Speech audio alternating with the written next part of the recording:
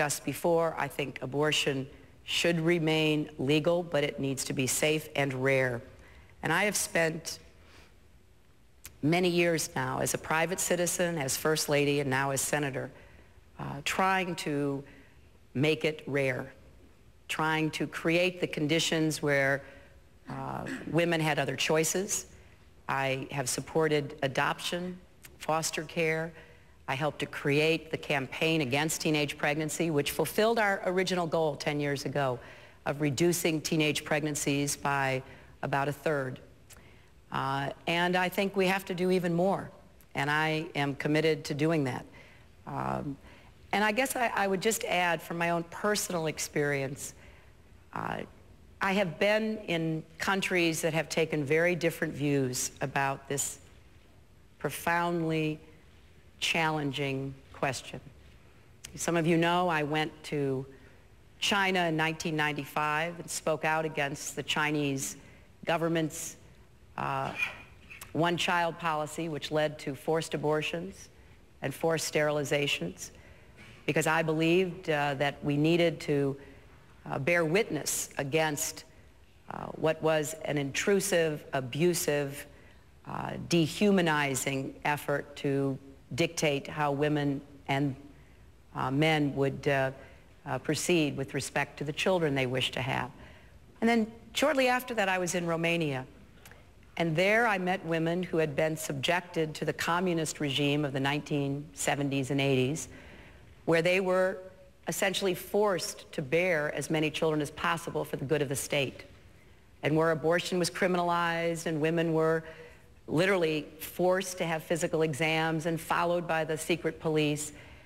And so many children were abandoned and left to the orphanages that unfortunately led to an AIDS epidemic. So, you know, when I think about this issue, I think about the whole range of concerns and challenges associated with it, and I will continue to do what I can to reduce the number and to improve and increase the care for women, and particularly the adoption system and the other opportunities that women would have to make different choices.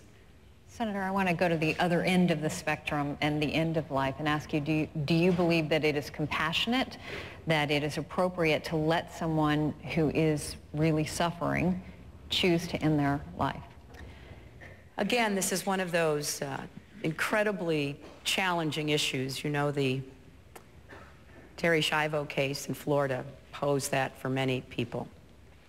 And it was one of those decisions, to go back to Dr. Hunter's point, where there were people of good faith and people of strong feelings on both sides about what should happen to that woman's life. And I don't know that any of us is in a position to make that choice for families or for individuals. But I don't want us also to condone government action that would legitimize or encourage end-of-life decisions. Somehow there has to be a framework for us to determine how can people who are either able to make these decisions on their own do so, or if they are not, how best do we create a decision process for their families to try to decide. And you know, we are being faced with a lot of these difficult decisions because of what the world we live in today with modern technology and so much else, and we're going to have to come to grips with them one way or another. We've got to take a quick break, a commercial break. We'll be back with much more with Senator Clinton right after this.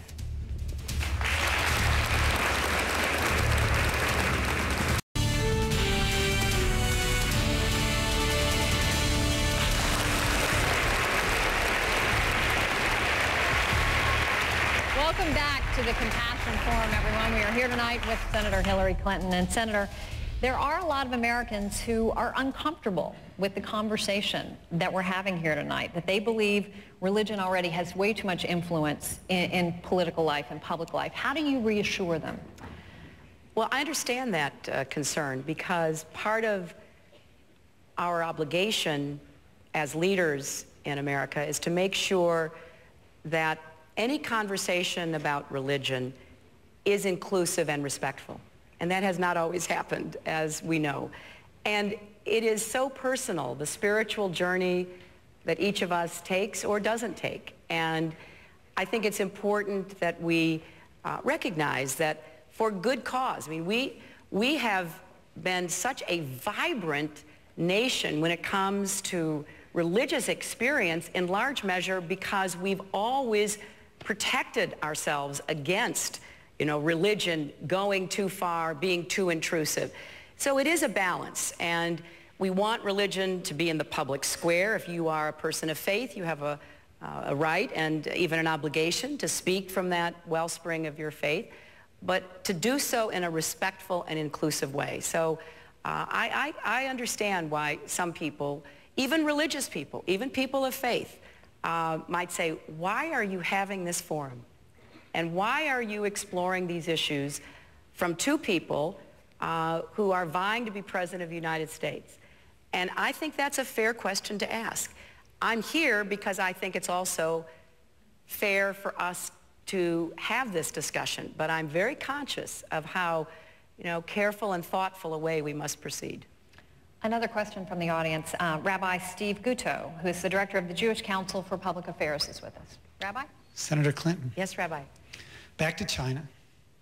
China has continued to persecute and subject to oppression the people of Tibet. It continues to be the largest supplier of weapons to Sudan and the largest purchaser of its oil. Let's just say China is not doing all it can to stop the genocide in Darfur.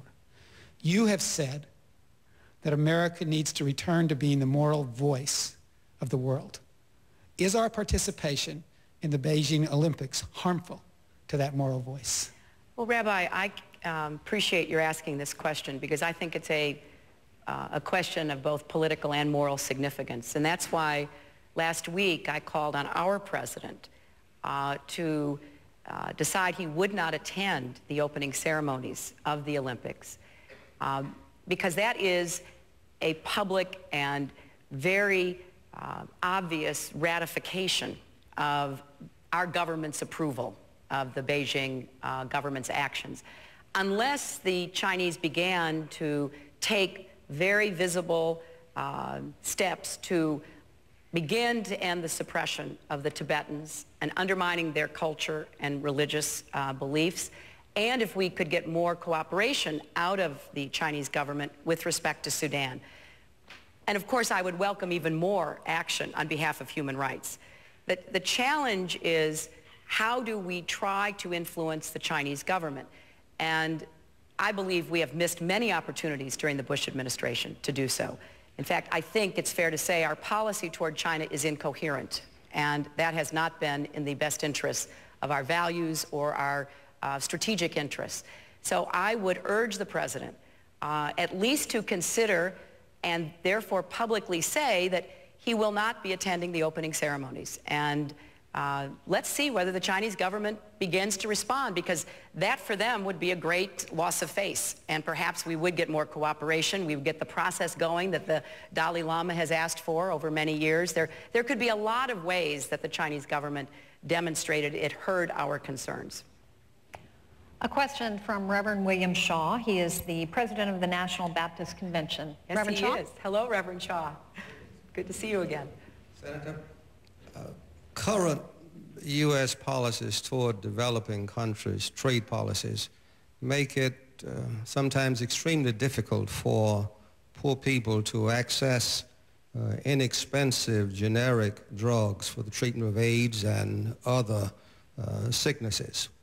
How would you shape the policies of your administration to ensure that the poor would have access to and could secure the drugs that they need to improve the quality of their lives, of their families, and even the future of their country?